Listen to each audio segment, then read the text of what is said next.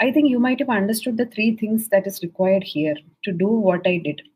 One was consistency. You know what is the most difficult part is to do the same thing over and over again. To do the or to revise the same thing that you've revised just a week ago. You will feel, "Hey, why am I reading this again?" Many times during my mains revision phase, towards 2 weeks before the actual mains, I felt that.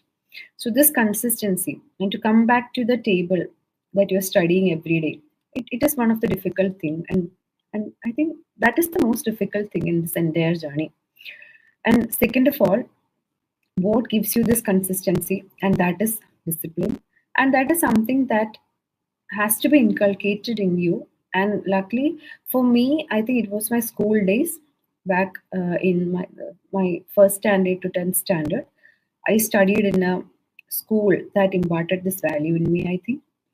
And third important thing I would say would be a sense of self assurance that will come in handy, especially in the interview stage. But throughout, I think you need self assurance.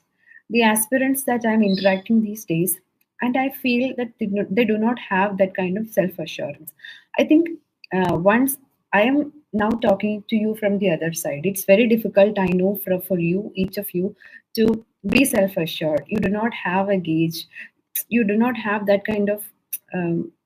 I know many of you might in a self doubt phase. So I think it is time to suppress it or ignore it or for the time being and routinely do the things that you have to do.